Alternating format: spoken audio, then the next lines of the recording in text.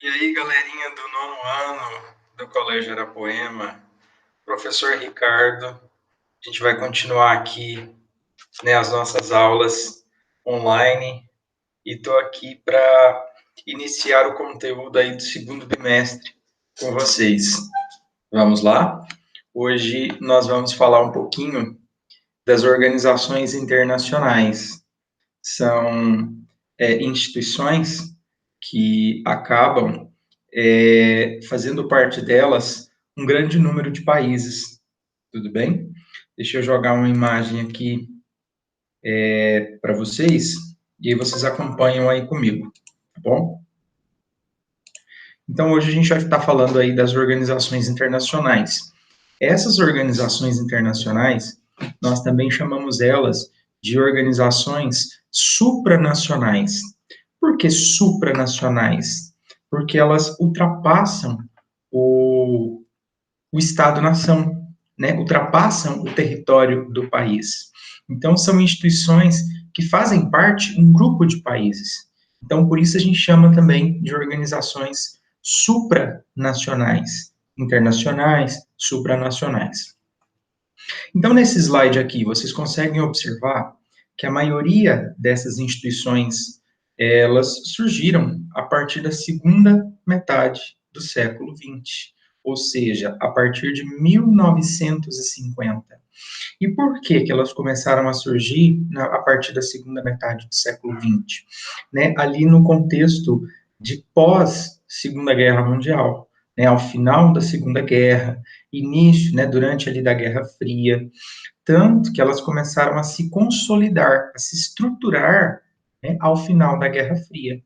Por que ao final da Guerra Fria? Porque durante a Guerra Fria, elas não tinham essa força, né? O mundo estava preocupado, na época, né, com o conflito político e ideológico entre os Estados Unidos e a União Soviética, durante a Guerra Fria. Então, ao término da Guerra Fria, essas instituições começaram, então, a se consolidar ainda mais, a ganhar ainda mais força. E quais são os principais objetivos? Essas instituições, elas servem para quê? Elas funcionam, né, com qual objetivo? Um desses objetivos aí incomuns, né, entre essas instituições internacionais é estabelecer o ordenamento intranacional, ou seja, criar uma ordem, estabelecer regras, estabelecer regulamentos, né, que vão direcionar aí os países, estabelecer aquilo que é permitido, aquilo que não é permitido, aquilo que pode, aquilo que não pode, recomendações, regulamentações, né, uma espécie de leis, de diretrizes, aos quais os países eles têm que seguir. Tudo bem? O Brasil, por exemplo, o Brasil ele faz parte de várias dessas instituições, então ele tem que seguir uma série de recomendações. Né? Nós estamos, por exemplo, vivendo um momento de pandemia. Então, nós temos que seguir algumas orientações, como, por exemplo, da OMS, Organização Mundial da Saúde, que é um órgão que faz parte, por exemplo, da ONU. Tá bom? Nesse slide aqui, a gente consegue, eu separei aqui para vocês, algumas das principais organizações internacionais. Então, nós temos aqui a ONU, Organização das Nações Unidas, a OMC, que é a Organização Mundial do Comércio, a OTAN, que é a Organização do Tratado do Atlântico Norte, o FMI, que é o Fundo Monetário Internacional, o Banco Mundial, a OIT e a OCDE. Nós vamos falar um pouquinho, então, nessa aula de hoje, um pouquinho sobre cada um dessas instituições aí. Então, nós vamos começar pela principal delas, que é, senão, a ONU, Organização das Nações Unidas. Das instituições, de todas as instituições internacionais, a ONU é, sem dúvida, a principal instituição internacional ou supranacional. Então, aqui nós podemos observar que ela foi criada no dia 24 de outubro de 1945, ou seja, após a Segunda Guerra Mundial. E por quê? Ela foi uma evolução do que nós chamamos ali das Cartas das Nações, ou Liga das Nações. E por que ela foi criada no pós-Segunda Guerra Mundial? Vamos pensar? Olha um dos principais objetivos da ONU: preservar a paz e eliminar as guerras. Ou seja, o mundo tinha acabado de passar por uma segunda grande guerra, a Segunda Guerra Mundial. Enormes perdas, enormes vidas. Imagina se nós fôssemos para uma terceira guerra mundial. Mais perdas, mais mortes. Então, a ONU ela foi criada nesse sentido para garantir a paz entre as nações, para estabelecer ali relações amistosas, né? Vamos lembrar aqui, dar um exemplo do que é um amistoso. Geralmente a gente utiliza a palavra amistoso para jogo, né? Vai ter um amistoso ali entre um time A e B. Um amistoso, amizade. Então, a ONU, ela foi criada para isso, para garantir a paz entre as nações e eliminar as guerras. Então, por isso que ela foi criada no contexto aí da Segunda Guerra Mundial. A sede dela, né, fica em Nova York e, além de garantir a paz, eliminar as guerras, fomentar o progresso econômico, salvaguardar. O que é isso, professor? Garantir os direitos individuais dos seres humanos. E, claro, fazer com que os países eles tenham as relações mais harmoniosas entre si. Nessa imagem aqui, a gente consegue observar o símbolo da ONU. Vamos entender um pouquinho aqui. Eu coloquei aqui embaixo. O que é o símbolo da ONU? É o mapa mundi com 2 ramos de oliveira. Esse mapa mundi, você pode observar que o centro dele aqui é o Polo Norte. Por que o Polo Norte? Porque a ONU ela quis mostrar, através dessa simbologia, que ela é uma instituição imparcial. Por que no Polo Norte? Porque o Polo Norte ele não é de nenhum país em específico. Então, ela quis mostrar, através dessa simbologia, a sua imparcialidade. Bom, ainda sobre a Organização das Nações Unidas, né, nós podemos aqui dizer que quais foram os países fundadores da ONU?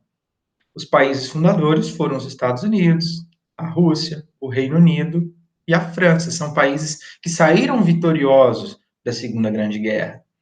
E, recentemente, a China faz parte, entrou, né, nesse poder de decisão aí da ONU. Por que a China? Porque a China, recentemente, ela conquistou aí um poder econômico mundial. É o segundo maior PIB do mundo. Então, ela acabou conquistando aí esse espaço. Hoje fazem parte da ONU cerca de 193 países. E, claro, ela continua sendo conduzida por um seleto grupo. Inclusive, né, nós temos aí uma participação maciça dos Estados Unidos. Tá bom? Nessa imagem aqui, nós podemos observar que a ONU ela é composta por vários órgãos, né, várias instituições. Por exemplo, a OMS, né, a Organização Mundial da Saúde, Organização Internacional do Trabalho, Conselho Econômico, Conselho de Segurança. Então, são órgãos, né, porque a ONU é uma instituição muito grande. Próxima instituição, Organização Mundial do Comércio, a chamada, né, e conhecida OMC. Então, o que é a OMC? Ela foi fundada em 15 de abril de 94, em Marrakech, na África. Porém, iniciou aí as suas atividades em 1995. Mas vamos entender um pouquinho. Esse aqui, por exemplo, é o símbolo da OMC, da Organização Mundial do Comércio. Meus caros alunos, comércio. Então, para que serve, né, a OMC? A OMC, então, ela vai regulamentar e fiscalizar o comércio internacional. Mas, professor, o comércio internacional, ele precisa de fiscalização? Precisa. Porque senão um país ou outro, ele vai adotar uma medida protecionista que vai prejudicar os demais países. Então, a OMC, Organização Mundial do Comércio, ela foi criada, então, para regulamentar e fiscalizar o comércio internacional, para tornar o comércio internacional, digamos que mais equitativo, mais equiparado, mais igualitário, vamos dizer assim, para evitar certas vantagens de países desenvolvidos em detrimento de países subdesenvolvidos. A localização da OMC fica em Genebra, na Suíça. E, claro, né, o comércio internacional no mundo globalizado, ele foi criando aí blocos econômicos. Então, blocos econômicos ou mercados regionais, eles foram surgindo. Nós vamos ver no próximo conteúdo sobre blocos econômicos. Então, continuando aí nessa aula de hoje, outra instituição internacional que vale a pena a gente retratar aqui, que é a OTAN. O que significa a OTAN, professor? Organização do Tratado do Atlântico Norte. Então, o que é a OTAN? É um tratado militar, gente, um acordo militar. O que é um acordo militar? Um acordo para guerras, para conflitos, para administração de conflitos. Então, ela foi um tratado militar que foi criado no contexto da Guerra Fria. Nós estudamos no primeiro bimestre sobre a Guerra Fria, né, que foi aquele conflito político-ideológico entre Estados Unidos e União Soviética. Então, ela foi criada nesse contexto. Mas para que, professor, que durante a Guerra Fria foi criada a OTAN? Então, ela foi criada em 1949 pelos países capitalistas. Para quê? Para evitar o avanço do socialismo, para combater o socialismo. Por isso, uma instituição militar. Embora, né, nós sabemos aqui que durante a Guerra Fria, essas potências, esses países não utilizaram, né, esse poderio militar.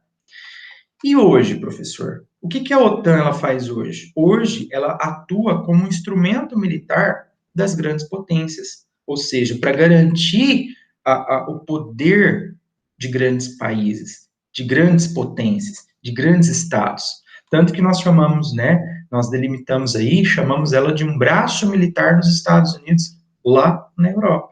Então, defende os interesses estadunidenses, principalmente no continente europeu. E, claro, assegurar aí o direito internacional. O que seria esse direito internacional? Né? O direito que é assegurado a cada um dos países, o direito de ir e vir, né? O direito de um país respeitar o território do outro, e assim sucessivamente. Aqui nós podemos observar o símbolo da OTAN, então caso você perceba aí, veja esse símbolo, você sabe que é o símbolo da OTAN, ok? Próxima instituição internacional, que é o Fundo Monetário Internacional. Gente, o que é monetário? Dinheiro. Então, claro que o Fundo Monetário Internacional é uma organização financeira, uma instituição financeira. Se é uma instituição financeira, o que ela faz? Ela financia, ela empresta dinheiro. Então, ela foi criada em 1944 para garantir a estabilidade econômica internacional. Estabilidade, ou seja, para ajudar a economia de alguns países, né, que estão ali em decadência. A sede do FMI fica em Nova York e hoje ele tem cerca aí de 188 países membros. Professor, mas quem sustenta o FMI? Você pode estar fazendo essa pergunta agora e eu já vou te responder. Cada país, cada país membro, ele vai depositando ali, né, mensalmente, anualmente, um determinado valor do Fundo Monetário Internacional.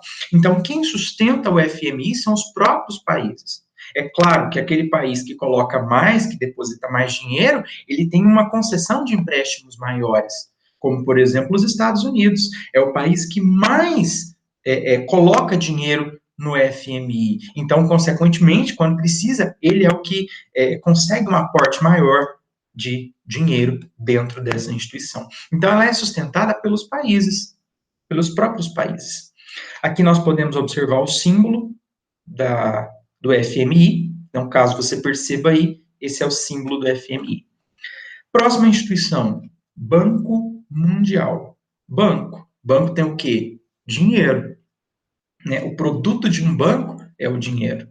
Então, o Banco Mundial foi criado também em 1945. Percebam, galera, 1945, final da Segunda Guerra Mundial. Ao final da Segunda Guerra Mundial, como que se encontravam os países europeus, uma vez que a Segunda Guerra Mundial aconteceu na Europa?